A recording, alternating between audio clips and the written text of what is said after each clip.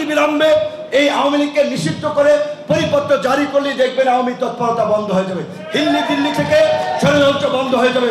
যুবলীগকে সন্ত্রাসী সংগঠন হিসেবে স্বরাষ্ট্র মন্ত্রণালয় থেকে প্রজ্ঞাপন দিয়ে আওয়ামী লীগের রাজনীতি আপনারা নিষিদ্ধ করবেন। অনেক ইতিমধ্যে আমাদের বিদেশি বন্ধুরা, সুশীল সমাজ অনেকেই বলছেন মাল্টি পার্টি ডেমোক্রেসি থাকবে বাংলাদেশে। অবশ্যই আওয়ামী লীগ ব্যতীত গত নির্বাচনেও 63টি রাজনৈতিক দল নির্বাচন বর্জন করেছে। আমি বিএনপি করি না, আমরা গণতন্ত্রের স্বার্থে আমরা একসাথে আন্দোলন করেছিলাম, রাষ্ট্র গঠনে এখন একসাথে কাজ করছি। কাজে সমস্ত রাজনৈতিক দল, অনেক রাজনৈতিক দল আছে, মৌলিক জায়গায় হয়তো তারা একটা জোট করেছে, তারা যুগপৎ আন্দোলন করেছে। অনেক রাজনৈতিক দল আছে, এই ফ্যাসিস্ট আওয়ামী লীগের এই দেশে নিষিদ্ধ করা হলে বিন্দু মাত্র ক্ষতি হবে না। কিন্তু এই দায়িত্ব রাষ্ট্র সংস্কার যেমন অন্তর্বর্তীকালীন সরকার করবে, বিপ্লব উত্তর গণ অভ্যুত্থান পরবর্তী অন্তর্বর্তীকালীন সরকারকেই অনতিবিলম্বে এই আওয়ামী লীগকে নিষিদ্ধ করে পরিপত্র জারি করলেই দেখবেন আওয়ামী তৎপরতা বন্ধ হয়ে যাবে, দিল্লি থেকে ষড়যন্ত্র বন্ধ হয়ে যাবে।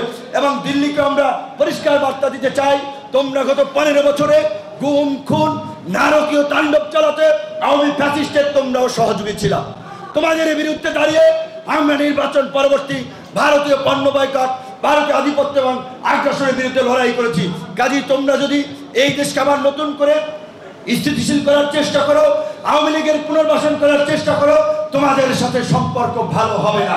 আমরা পরিষ্কার কথা, প্রতিবেশীর সাথে ভালো সম্পর্ক আমরাও চাই, কিন্তু সেই সম্পর্ক হবে দুদেশের নাগরিকের স্বার্থ সংশ্লিষ্ট ন্যায্যতার ভিত্তিতে, গোলামের ভিত্তিতে নয়।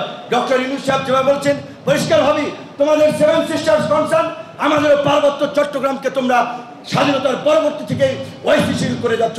এইখানকার কিছু এজেন্ট বানিয়ে দেশের মধ্যে মন্দিরে হামলা, পূজার মণ্ডপে হামলা করে এখানে একটা সাম্প্রদায়িক দাঙ্গা বহির্বিশ্বে দেখিয়ে অস্থিতিশীল করার চেষ্টা করেছো। এইগুলা যদি পরিহার না করো, বাংলাদেশের জনগণ তোমাদেরকে ক্ষমা করবে না। বিশ্বমানের থার্মিক্স রড, সালাম স্টিল থার্মিক্স, দেশের একমাত্র থার্মিক্স রড। এই যে কিছুদিন আগে ইসলামী ব্যাংকের বল লুটপাট করার জন্য আপনারা জানেন একজন ব্যক্তির পরিচয় এসেছে, রাজনৈতিক পরিচয়।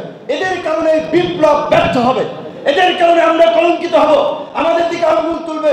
অলরেডি অনেক বলা শুরু করছে কিন্তু যে ভাই এক দখলদারকে হটিয়ে কি হচ্ছে আমার দেশে, এরা কারা?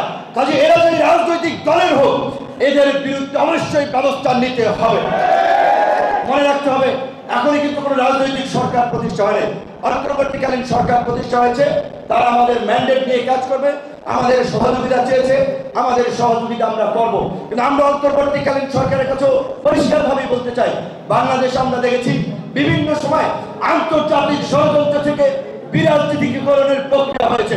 কাজেই অনতিবিলম্বে অবশ্যই আপনাদেরকে একটা অবাধ, সুষ্ঠু, নিরপেক্ষ নির্বাচন এবং রাষ্ট্র সংস্কারের রূপরেখা জাতির সামনে হাজির করতে হবে। আপনারা সেই রূপরেখা অনুযায়ী আপনারা যে সময় চাইবেন, সমস্ত রাজনৈতিক দল আমরা ঐক্যবদ্ধভাবে আপনাদেরকে সময় দিব। কিন্তু একটা অনির্বাচিত সরকার যদি বেশি দিন থাকে, বিদেশি বিনিয়োগ বলেন, বর্তমান বিপ্লব উত্তর পরিস্থিতি বলেন, সেটা নিয়ন্ত্রণে আনা তাদের জন্য ডিফিকাল্ট হবে। এখনো কিন্তু আপনার শতভাগ পুলিশ কর্মস্থলে যোগ দেয় নাই, পুলিশকে ডিমোটিভেট করা হচ্ছে। কাজে আমি মনে করি বিএনপির মতো একটা রাজনৈতিক দল, যাদের একেবারে ইউনিয়ন পর্যায়ে পর্যন্ত একটা বড় কাঠামো রয়েছে, পুলিশ প্রশাসনের সাথে আলোচনা করে তাদেরকে অভয় দিয়ে পুলিশি ব্যবস্থাকে দ্রুত সময়ের মধ্যে ফাংশন করতে হবে। প্রয়োজনে সামরিক বাহিনীর ঝুঁকিপূর্ণ এলাকাগুলোতে তারা সহযোগিতা নেবে। কিন্তু আইন শৃঙ্খলা পরিস্থিতি যদি স্বাভাবিক না হয়, আইন শৃঙ্খলা পরিস্থিতি যদি সরকারের নিয়ন্ত্রণে না আসে, তাহলে কিন্তু নৈরাজ্য চলবে।